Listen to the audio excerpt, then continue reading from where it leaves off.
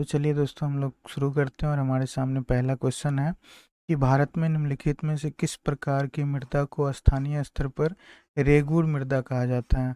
तो दोस्तों रेगूर मृदा जो होता है वो काली मिट्टी को या काली कपासी मिट्टी को कहा जाता है। तो ऑप्शन ए इसका सही आंसर हो जाएगा। अगला क्वेश्चन है कि मायोपिया या निकट दृष्टि दोष नामक नेत्र रोग को ठीक करने के लिए निम्नलिखित में से किस प्रकार के लेंस का उपयोग किया जाता है। तो दोस्तों आपको पता होगा कि निकट दृष्टि दोष को दूर करने के लिए हम लोग अवतल लेंस का उपयोग करते हैं। तो ऑप्शन बी इसका सही आंसर हो जाएगा।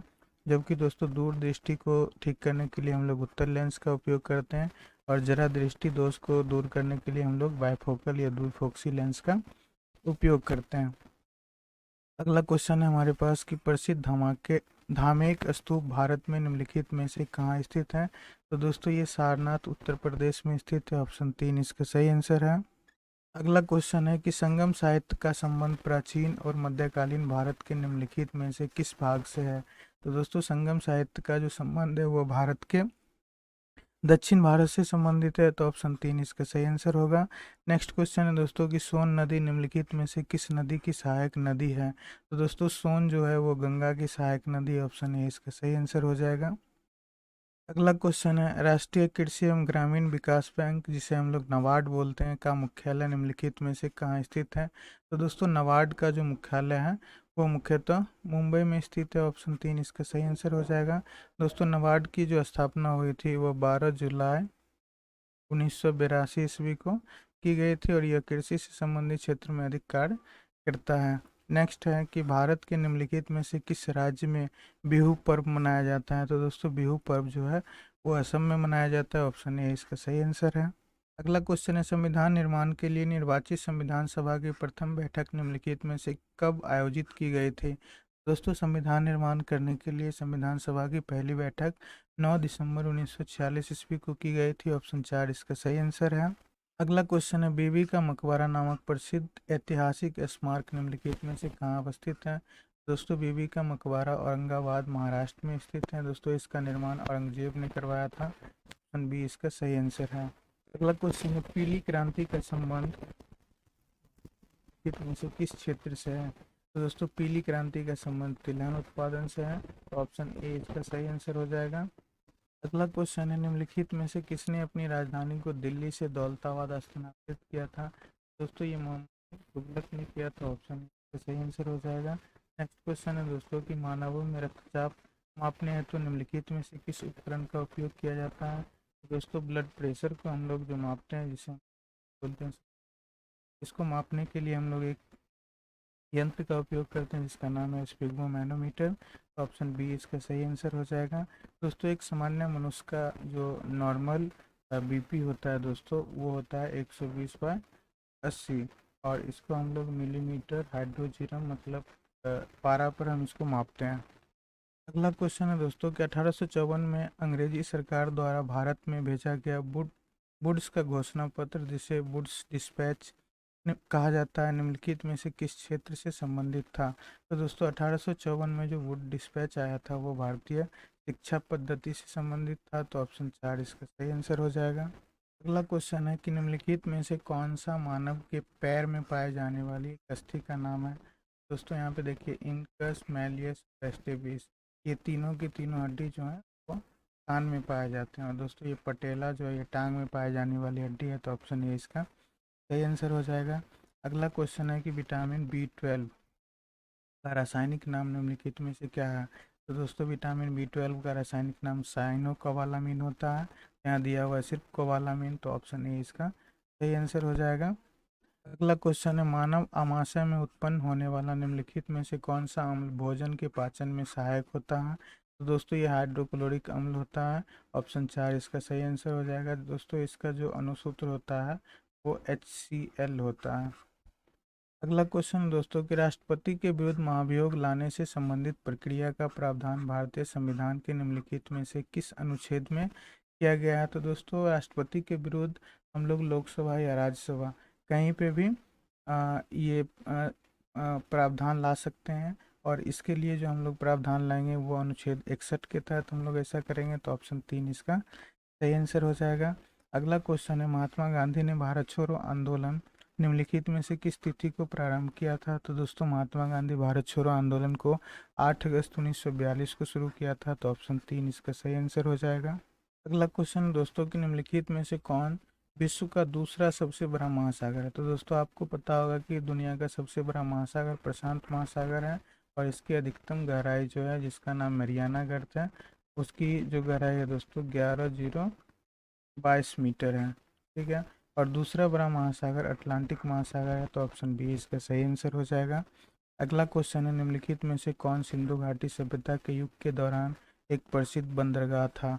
तो दोस्तों लोथल एक प्रसिद्ध बंदरगाह था सिंधु घाटी सभ्यता में, तो ऑप्शन ए इसका सही आंसर हो जाएगा। अगला क्वेश्चन है दोस्तों कि जीमेल में जब आप कोई संदेश प्राप्त करते हैं और मूल प्रेषक और अन्य सभी प्राप्तकर्ताओं को टू और सीसी लाइनों पर नया संदेश भेजना चाहते हैं, तो आप क्या उपयोग करते हैं? तो दोस्तों हम लोग वहाँ पे रिप्लाई ऑल ऑप्शन का उपयोग करते हैं, तो ऑप्शन ए इसका सही आंसर हो जाएगा। अगला क्वेश्चन है माइक्रोसॉफ्ट एक्सेल 2010 में किसी रो को सिलेक्ट करने के लिए डैश शॉर्टकट कुंजी का उपयोग किया जाता है। तो दोस्तों आपको पता होगा कि एक्सेल का जो सीट होता है वो इस तरह से रो और कॉलम में विभाजित होता है। दोस्तों यहाँ पे पूछ रहा है कि कौन सा शॉर्टकट का उपयोग रो को सिलेक्ट करने, मतलब ये वाली जो लाइन है इसको सिलेक्ट करने के लिए किया जाता है। तो इसके लिए दोस्तों शिफ्ट के साथ स्पेस बार का उपयोग किया जाता है, ऑप्शन 3 इसका सही आंसर हो जाएगा। अगला क्वेश्चन है ऑनलाइन वार्तालाप जिसमें आप तुरंत एक दूसरे को संदेश भेजने में सक्षम होते हैं वह डैश कहलाता है। तो दोस्तों हम दोनों दिशाओं से व्यक्तियों के बीच दोस्तों जो हम लोग कम्युनिकेशन करते हैं, ठीक है, तो उसके साथ क्या होता है कि हम लोग सिंप्लेक्स ये डुप्लेक्स टाइप की हम लोग कन्वर्सेशन करते हैं, वहाँ पे हम चैट का उपयोग करते हैं दोस्तों, तो ऑप्शन 3 इसका सही आंसर हो जाएगा चैट। अगला क्वेश्चन है कि माइक्रोसॉफ्ट एक्सेल 2010 में चयनित टेक्स्ट को बोल्ड करने के लिए किस शॉर्टकट की का उपयोग किया जाता है? तो दोस्तों हम लोग चयनित टेक्स्ट को बोल्ड करने के लिए कंट्रोल के साथ बी बटन का उपयोग करते हैं, ऑप्शन ए इसका सही आंसर है। अगला क्वेश्चन है माइक्रोसॉफ्ट एक्सेल 2010 में संख्याओं को उससे छोटे निकटतम पूर्णांकित मान में लाने के लिए डैश फंक्शन का उपयोग किया जाता है।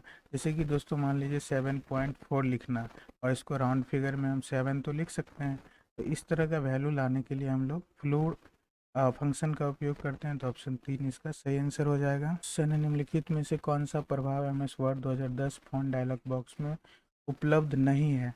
तो दोस्तों बोल्ड ये उपलब्ध है, इटैलिक उपलब्ध है, एक्सट्रैक्ट थ्रू उपलब्ध है, इक्वलाइज कैरेक्टर हाइट ये नहीं उपलब्ध है दोस्तों, तो यही आपका सही आंसर हो जाएगा। अगला क्वेश्चन है टेक्स्ट एडिटर और टेक्स्ट फॉर्मेटिंग फॉर्मेटर कंप्यूटिंग की किस श्रेणी से संबंधित है?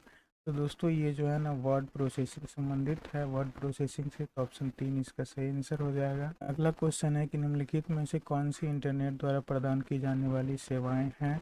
तो दोस्तों वेबसाइट, इलेक्ट्रॉनिक मेल, समाचार समूह, चर्चा समूह, ये सभी के सभी इलेक्ट्रॉनिक इंटरनेट द्वारा प्रदान किए जाने वाली सुविधाएं हैं, तो ऑप्शन ए इसका सही आंसर। अगला क्वेश्चन है कि माइक्रोसॉफ्ट वर्ड 2010 में सेलेक्ट किए हुए टेक्स्ट को सेंटर अलाइन करने के लिए निम्नलिखित में से किस कीबोर्ड शॉर्टकट का उपयोग किया जाता है? तो दोस्तों सेंटर अलाइन करने के लिए कंट्रोल ई का उपयोग किया जाता है, तो ऑप्शन 4 इसका सही आंसर हो जाएगा। अगला क्वेश्चन है कि माइक्रोसॉफ्ट वर्ड 2010 में ये आप देख रहे हैं दोस्तों प्रतीक, और यहाँ 39 है, रिव्यू, फिर सेम टैब, फिर सेम प्रूफिंग के अंदर सेम ग्रुप में निम्नलिखित में से कौन सा विकल्प उपलब्ध नहीं है? तो दोस्तों यहाँ पर जो है ना ये कमेंट का ऑप्शन उपलब्ध नहीं होता है, ऑप्शन 2 इसका सही आंसर है। अगला क्वेश्चन है माइक्रोसॉफ्ट एक्सेल में निम्नलिखित में से कौन सी श्रेणी का फंक्शन नहीं पाया जाता है? तो दोस्तों यहाँ पे देखिए फिनेंशियल पाया जाता है, तार्किक पाया जाता है, टेक्स्ट वाली पाया जाता है, लेकिन यहाँ पे साइंटिफिक जो वैल्यू होते हैं वो नहीं पाए जाते हैं, तो ये गलत है। और पूछ रहा है कौन सा नहीं पाया जाता है, तो ऑप्शन 3 ही सही हो जाएगा इसका, क्योंकि वैज्ञानिक या साइंटिफिक वैल्यू नहीं पाए जाते। क्वेश्चन है माइक्रोसॉफ्ट वर्ड में निम्नलिखित में से किस टैब में टेबल विकल्प होता है और जिसका प्रयोग टेबल इंसर्ट करने के लिए किया जाता है? तो दोस्तों ये इंसर्ट ऑप्शन के अंदर होता है, ऑप्शन 4 इसका सही आंसर हो जाएगा। अगला क्वेश्चन है निम्नलिखित में से किस ईमेल एड्रेस फील्ड में ईमेल के कंटेंट का संक्षिप्त सारांश होता है, लेकिन ईमेल कंपोज करते समय इसकी अनिवार्यता नहीं होती है? तो दोस्तों आपने ईमेल तो किया ही होगा, अगर आप मेल भेजते होंगे तो देखते होंगे कि फॉर्म में आपको लिखना होगा अपने बारे में, कंटेंट तो आप कुछ ना कुछ लिखते ही हैं, टू आप जिसको भेज रहे हैं उसके बारे में लिखना ही है। लेकिन दोस्तों अगर आप सब्जेक्ट को नहीं लिखते हैं तो भी कोई फ़र्क नहीं पड़ता और मेल जो होते हैं वो सेंड कर दिए जाते हैं। तो ऑप्शन ए इसका सही आंसर हो जाएगा, सब्जेक्ट के बिना भी मेल को भेजा जा सकता है। अगला क्वेश्चन है, माइक्रोसॉफ्ट वर्ड 2007 में font size drop down list से चुना जा सकने वाला फॉन्ट का अधिकतम आकार क्या है? तो दोस्तों ये 72 तक होता है, ऑप्शन ए इसका सही आंसर हो जाएगा। अगला क्वेश्चन है कि माइक्रोसॉफ्ट एक्सेल में कर्सर को एक समय में एक सेल ऊपर या नीचे ले जाने के लिए क्वेर्टी कीबोर्ड पर निम्नलिखित में से कौन सी कुंजियों का प्रयोग किया जाता है? तो दोस्तों ये पेज अप और पेज डाउन ऑप्शन का उपयोग किया जाता है, ऑप्शन 2 इसका सही आंसर हो जाएगा। अगला क्वेश्चन है कि माइक्रोसॉफ्ट वर्ड में प्रिंट विकल्प को खोलने के लिए निम्नलिखित में से किस कीबोर्ड शॉर्टकट का उपयोग किया जाता है? तो दोस्तों प्रिंट करने के लिए हम लोग कंट्रोल पी शॉर्टकट का उपयोग करते हैं, ऑप्शन ए इसका सही आंसर हो जाएगा। अगला क्वेश्चन है, माइक्रोसॉफ्ट एक्सेल में वर्कशीट डेटा का स्वरूप बदलकर इसे अधिक प्रेजेंटेबल और आकर्षक बनाने की प्रक्रिया को क्या कहा जाता है? ध्यान रखिएगा दोस्तों, यहाँ पे पूछ रहा है माइक्रोसॉफ्ट एक्सेल के अंदर। तो दोस्तों इसको आकर्षक और प्रेजेंटेबल बनाने के लिए हम लोग फॉर्मेटिंग ऑप्शन का उपयोग करते हैं, तो ऑप्शन 4 इसका सही आंसर हो जाएगा। अगला क्वेश्चन है, माइक्रोसॉफ्ट वर्ड में निम्नलिखित में से कौन सा उस डेटा के लिए एक अस्थायी भंडार क्षमता है जिसे एक प्रयोगकर्ता एक स्थान से दूसरे स्थान पर कॉपी करना चाहता है?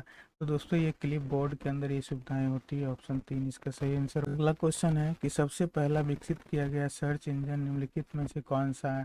दोस्तों ये आर्की जो है ये सबसे पहले विकसित किया गया सर्च इंजन है, तो ऑप्शन 4 इसका सही आंसर हो जाएगा। अगला क्वेश्चन है, इंटरनेट पर कंप्यूटर सर्वर को डैश के नाम से जाना जाता है? तो दोस्तों इंटरनेट को ना कंप्यूटर सर्वर पर होस्ट के नाम से जाना जाता है, ऑप्शन ए इसका सही आंसर होगा।